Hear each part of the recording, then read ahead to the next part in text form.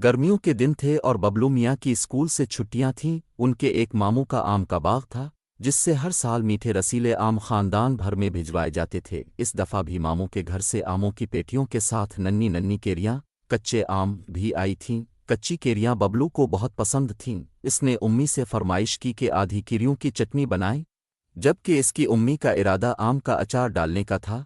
लेकिन फिर भी उन्होंने बबलू की बात नहीं टाली और चटनी तैयार कर दी। इसमें उन्हें बहुत मेहनत करनी पड़ी।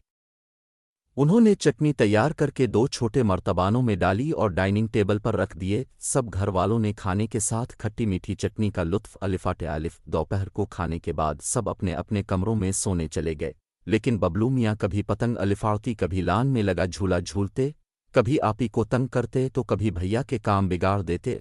आज तो उनके हाथ कैरी की चटनी भी लग गई थी। बबलू मियाँ ने थोड़ी सी चटनी खाने पर इक्तिफा नहीं किया, बल्कि मर्तबान में चमचा चलाकर एक कटोरी में खूब चटनी भर ली और लान की तरफ भागे और सीढ़ियों पर बैठकर चटनी खाने लगे। बबलू मियाँ दिल ही दिल में बहुत खुश हो रहे थे कि किसी को पत्ता भी नहीं चला और चटनी खूब मज़े ले लेकर अलिफाड़ी जा रही है। लेकिन ये किया चटनी ख़त्म होने के साथ बबलू मियाँ के पेट में गाढ़ गाढ़ होने लगी। बबलू मियाँ ने बहुत बर्दाश्त किया, लेकिन पेट का दर्द था कि ख़त्म होने का नाम ही नहीं ले रहा था। बबलू मियाँ ने ज़ोर ज़ोर से रोना चाहा, लेकिन इनकी तो आवाज़ भी बेबे करके निकल रही थी। इन अजीब व गरीब आवाज़ों से उम्मी जान की आंख खिल गई।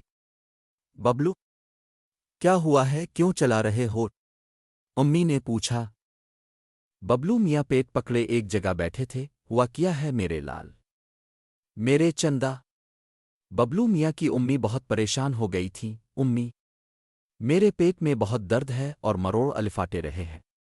बबलू मियाँ मनाए, आखिर तुमने ऐसा किया खाया था? कहीं चटनी तो ज्यादा नहीं खाई? मैं शायद मर्तबान ऊपर रखना भूल गई थी। अब सब कुछ उम्मी की समझ में आ गया था। शोर की आवाज़ सुनकर बड़े भैया भी जाग गए और बबलू को अस्पताल ले गए। बबलू के ड्रिप लगा दी गई और वो बहुत रोया भी, लेकिन इसने गलती भी तो की थी जिसकी सज़ा इसे मिलनी थी।